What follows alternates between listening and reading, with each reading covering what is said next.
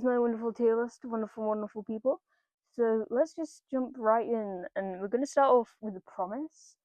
So for me, I quite enjoyed The Promise. It was a very good comic, and that's the one where Zuko it focuses on Zuko coming into power and how he just like sort of deals with the whole firewall thing. And I think it looks does a very good job of looking into how he feels about his new role. Um, but it isn't one of my favorites, I've got to say. So I think, oops, not there. That is just gonna have to go in either A or B. I'm not too sure. I'm gonna put it at A for the now. We might change that one later. So next up is The Search, which is kind of self-explanatory. It's the one where Zuko goes looking for his mother. Um, for me, I really, really do enjoy it. I just don't like the fact that you spend practically the entire time exploring Ursa's story just for all of it to come undone. However, the way that's then the undoing of everything that happened to her is then explored in the later comics is very good. So I really don't know how to feel about that one. I really, really don't. But it is a good comic. So I'm gonna put it at B. Maybe C. For now, it's gonna stay in B though. I feel like that's a good ranking because in itself, the concept is amazing, and I really, really do like the exploration of the family. But at the same time, I just find it a little annoying how it's just all undone. It is dealt with very, very well though. So I don't know, mixed opinions on that one. The Rift, number 3.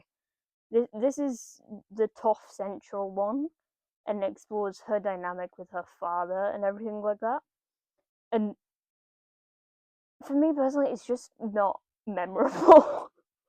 Like the only thing I really, really remember about that is her like holding up a continent or just like a lot of earth or something like that because of the mining. That's I don't remember much of it. Which is a shame because it is quite good from what I do remember, and I like how it sort of looks into her position as going into more authoritative sort of positions. Because in Legend of Korra, we find out that she was chief of police at one point, and I really like how this is her becoming slightly more. I don't want to say political because she just say that she doesn't like the politics of owning a business, but that sort of position in society. Um, but like I said, it's just not very memorable for me. So I'm gonna have to put it at B. Smoke and Shadow. I adore Smoke and Shadow so much. Is very very good.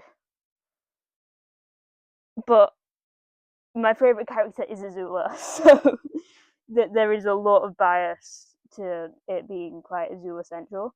But for me, Smoke and Shadow, it really does show Azula's character very well, and it shows how she is slowly developing as a character.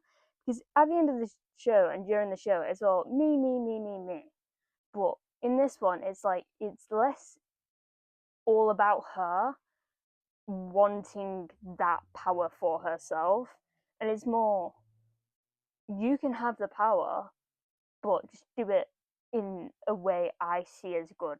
So it's moving away from this whole she needs the control everything sort of aspect of her character, and it's moving to more of a mentality that it's okay to not be almighty and all powerful, but it still shows that she is very stuck in her mindset, which I do love.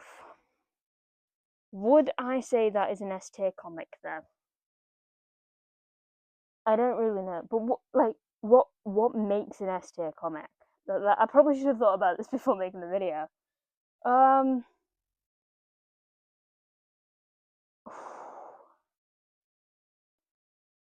you know what? If I move these down one each and then put that as an A, yeah, that feels right. I'm gonna go with that. It's gonna go A tier, and everything else is gonna move down one. Seems good enough to me. Right. North and South divide. Again, I don't really know what to say about this one. It explores. This is the Katara and Sokka central one, and explores just like their family and their way of life, sort of thing. It's basically what the promises, but for Sokka and Katara in its own weird little way. Yeah, that's the best way I could possibly describe that for me. So that's gonna go straight to B tier.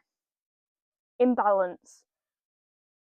Now, for me, Imbalance sets up the Legend of Korra practically perfectly. I loved that comic. I really, really enjoyed reading it. What I see when most people complain about Legend of Korra, though, is that they're all like, yeah, but it makes no sense to have gone from Aang's time to this time, blah, blah, blah. I'm like, but I read this, and I'm like, this sets it up perfectly. Because what we see in season one of Legend of Korra is that it's just the foil of this comic.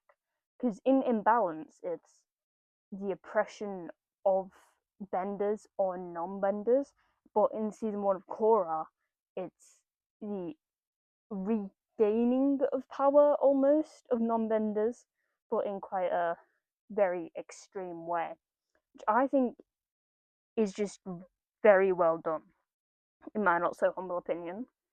And it shows that Aang isn't like an amazing avatar either. Because by the end of it, it's like, yeah, this is a massive problem that I don't think I can fix very quickly or even at all. And we do see that he doesn't fix it because it is implied at the end of that the city that they're in, well, townish area that they're in ends up becoming the city in Legend of Korra, Republic City. I almost forgot the name of it. So I do love how well that sets up the first season of Legend of Korra. And I just really enjoyed it in general. So should it go A or B? I'm gonna put it A. No, not B. I'm having a really hard time placing these in the one I want. I always place it in the one below when I'm trying to move them across. I will get good at that eventually, hopefully. So now we're moving on to all of the smaller ones for Avatar: The Last Airbender, and then we'll do Legend of Korra afterwards. So moving on to the tales of the team. What's it called? The Lost Adventures Team Avatar Tales. For me, is a good comic. Don't get me wrong, it is a very good comic. It's very goofy, it's very chilled, but just not much happens in it at all compared to the other ones. Like, it's literally just filler. It's like all the filler, if you got all the filler episodes of the show and just put it in a comic with a bit of a spin on. So I do really enjoy it. And I love how all the different art styles in it, and all the little inconsistent stories. Like, they're just all over the place. It's really cutesy. It's very dotted about. So I do really, really enjoy it. But compared to all the other comics on this list, it doesn't have much going for it. If I was advising an Avatar: The Last Airbender fan on the comics, I would personally say to focus on getting all the other ones and then get this one if they're like really, really want it. Like, it's just not an essential comic to have. So I'm gonna put that D tier. I still really, really enjoy it, but it's just not it compared to the other ones. Where to go next? I've just finished recording, and well, recording the face camera, and I realized for the entire second half of this, I wasn't screen recording the tier list. So bear with some very poor editing from this point forward. Right, Suki alone. I am quite biased to Avatar Kyoshi. She is my favorite Avatar, hands down, no questions asked. So I might, similar to Smoke Shadow, I might be a little bit biased purely due to her appearance in it. But for me, this really does a good job of delving into Suki's character and shows off her leadership qualities a lot more. Because in the show, she is treated like an afterthought, and in most merch and stuff like that, she is not very relevant to it. I find it very, very sad. Like in the episode where they're going to Ba Sing Se, but they have to go through like Serpent's Pass or something like that. Katara says Suki will be in the tent helping deliver the baby, Hope, with her. But then when they cut to being in the stone tent that Toph made, she isn't anywhere to be seen. So it's very, very nice that we get to see a lot more of her character and through this comic because we rarely see her in the show. She's quite an afterthought in it. So for me, that's gonna have to be an A because it shows off a character that we don't know a lot about in a really well done way that wasn't very good English, and it, Kyoshi's in it. Kyoshi's in it. Also, it's just really emotional. I really, really love that. Katara and the Pirates. I'm not gonna lie. I don't know. I don't remember this comic all that well. No matter how many times I read it, this is the one I always forget. Katara and the Pirates Silver. That's what it's called properly. That's its proper name. I always forget this exists. The only thing that I actually remember is them handing out medicine right at the end. So yeah, I don't really know what to say about it. Me, it's just not that rememberable. So I'm gonna have to put it. Oh, do I put it at C or D? Because I'm gonna have to put it at D purely out of the fact that it's just not my favorite. It's not. It's just not my favorite, and I don't remember it all that well. If I remembered it, I'd probably like it a little bit more than I do, but I don't. So, oh, the Fire Ashes of the Academy. Is that what it's called? Where is it? Where's this comic? Yeah, Ashes of the Academy. I was right. Ha! My memory works. I really, really enjoyed this because it is a proper delve dive into Ozai's angels and the academic upbringing of them. And we see it through flashbacks, Mai, whatever.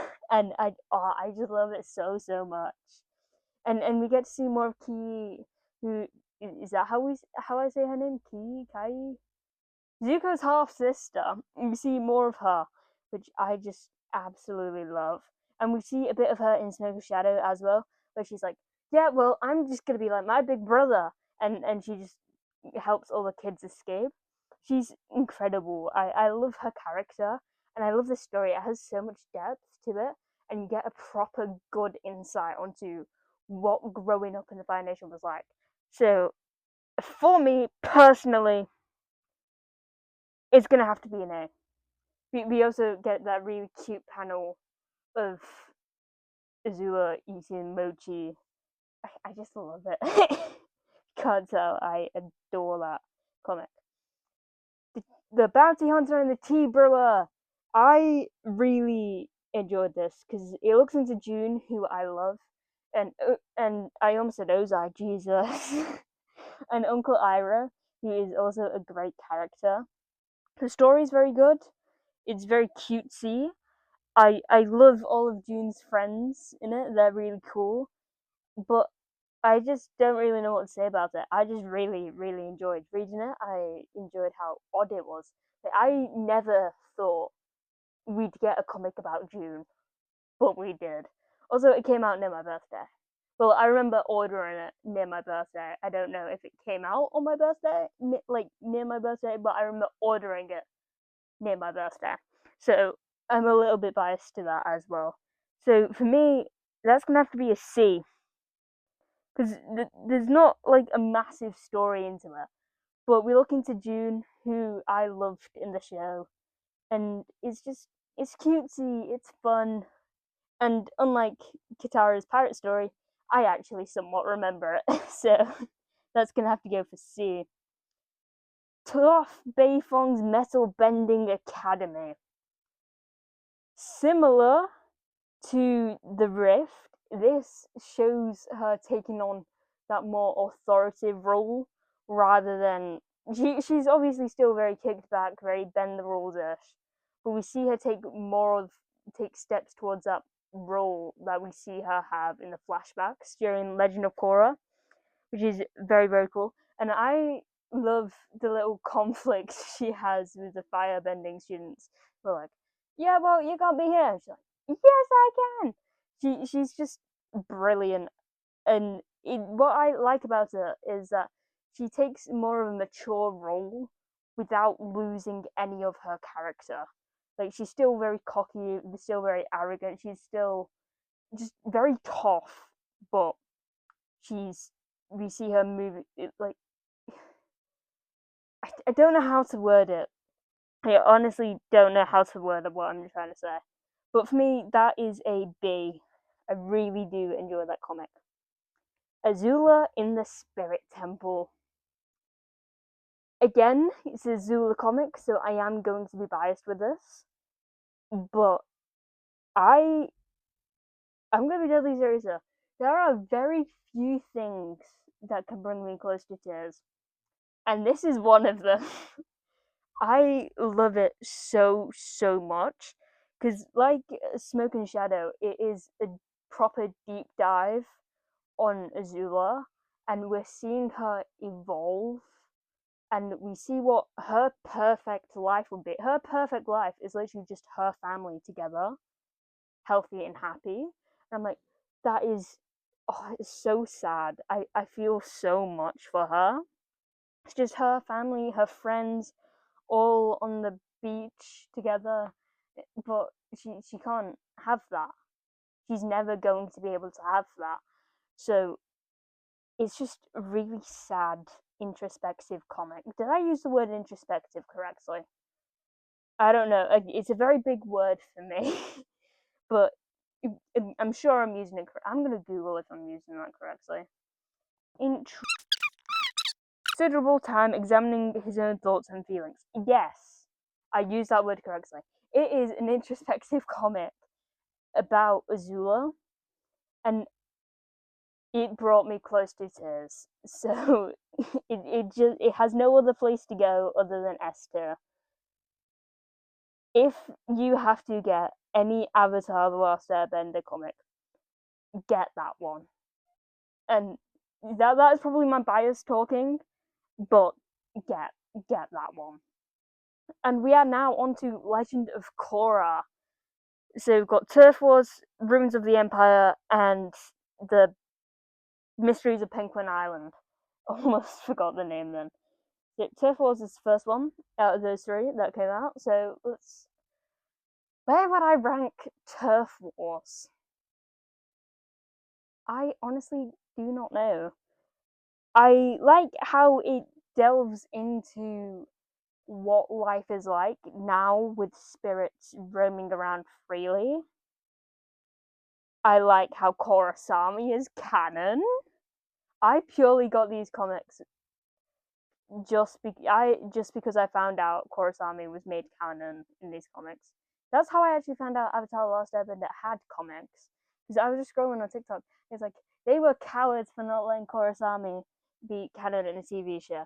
And it's like, and then in the top comment was, "Don't worry, they get together in the comics." I was like, "What?" So that's how I ended up with all the comics. And I really did enjoy this. As soon as they arrived at my nan's house, I ran over, sat down, and read them all in one sitting because I don't have them in the like all together ones. I don't know what it's called. I don't have them in this format. I have them in the format where they're made up of 3 comics each, like part 1, 2, and 3. So I really did enjoy that comic. However, if you asked me to talk about it, I can't say much about it other than the fact they have a cute little trip in the spirit world. It shows you what life is like straight after with all the spirits living around the place. And Korra learns from almost being suffocated by Sahir how to use that technique for a good reason. So I can't say much about it, but I really, really do enjoy it. So this is either a B or a C. I'm not too sure. Um, where would I put this?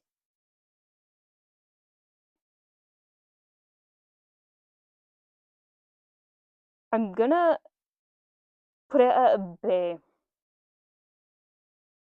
but I feel like that's nostalgia talking and just fondness of it being the first comics I got. Is it? Am I letting nostalgia dictate where I'm placing that? Probably, but I've got to move on. So temples ruin what? Ruins of the Empire. This one, I don't know. I don't know.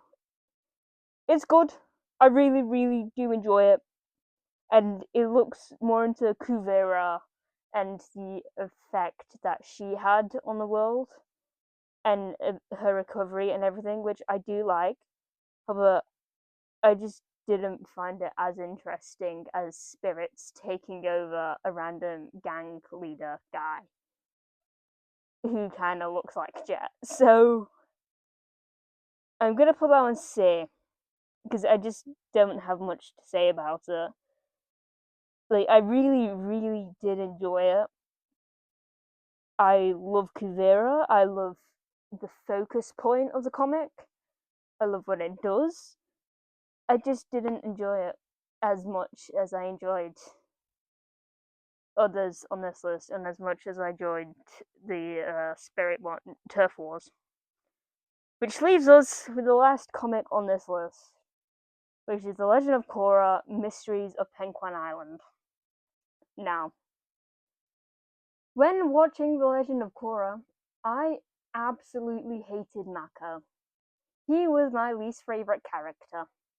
In fact, he was my least favorite character since my first rewatch,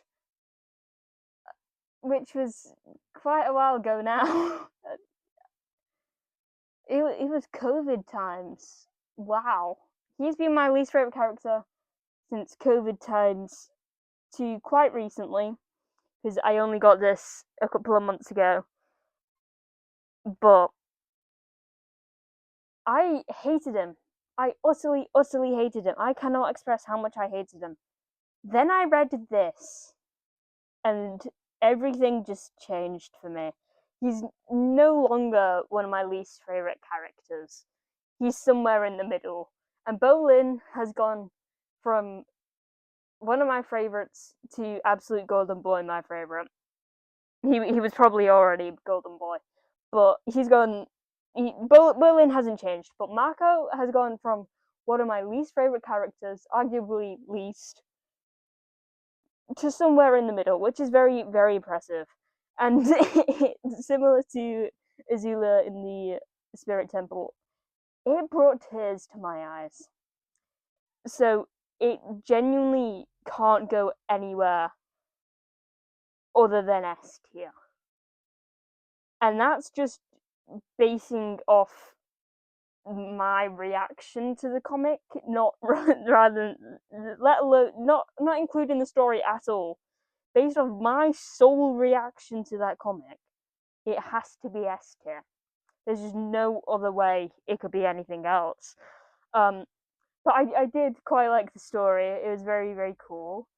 I like the fact that despite how much time has passed since Ozai, there is still remnants of his impact, which I just feel isn't talked about enough. Because yeah, we still have real world examples of the world wars affecting current day politics, and that it just it's realistic. I like it, and it shows us a lot more about his mother and their firebender heritage, and I just really, really enjoyed it.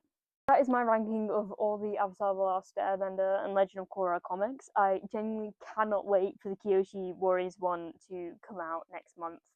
I am waiting in anticipation very unpatiently. I've learned this month I am not a very patient person, as I have been waiting for Batwoman issue 1 and Daredevil issue 1.